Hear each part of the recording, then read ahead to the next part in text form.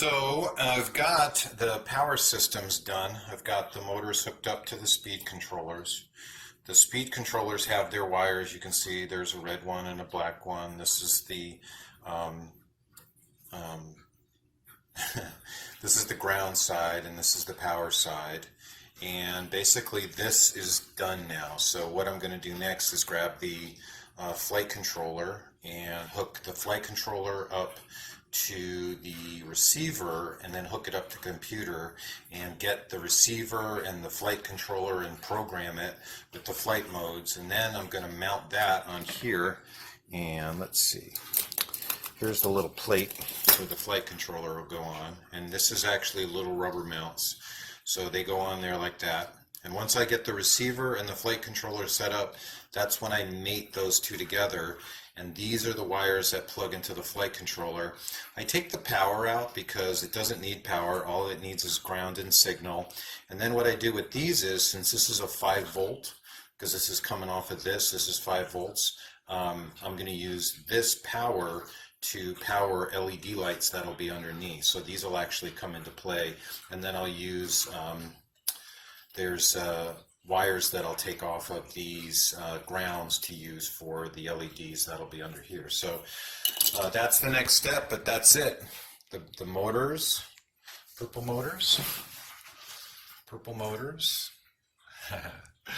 purple motors, and I got these wires just dangling here because when you power this thing, these need to rotate this way and this one needs to rotate that way.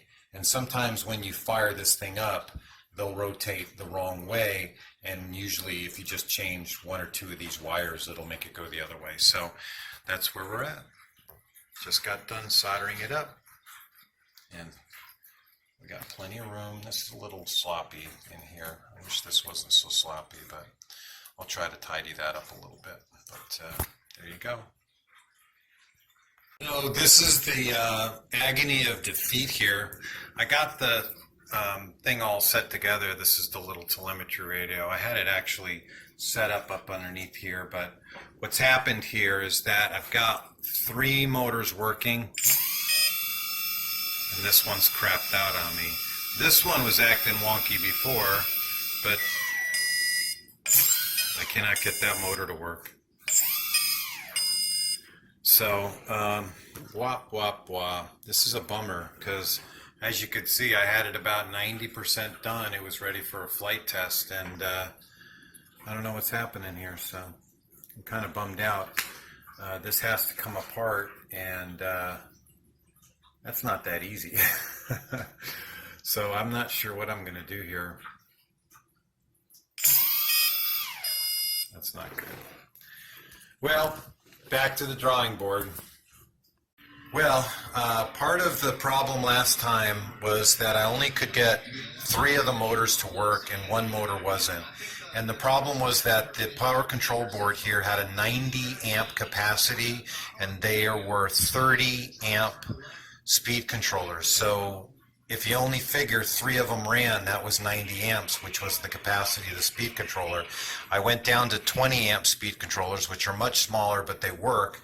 And now I've got all the motors to work. So it's ugly, but the idea wasn't so much to make it pretty, just to make the concept work.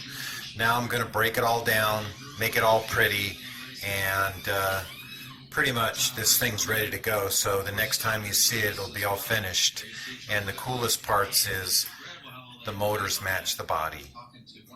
Purple motors. So I got this thing pretty much done. I wanted to just show you guys. I've got the wiring tucked. A lot of the wiring I just put in this casing. I really like it. Some of this stuff is just going to stay free. You don't want to put too much pressure on this thing. That's the receiver, GPS module. The telemetry radio is up in there. You can see it. I've got this battery connector that's pretty cool. Next is just trying to figure out how the battery is going to hang off.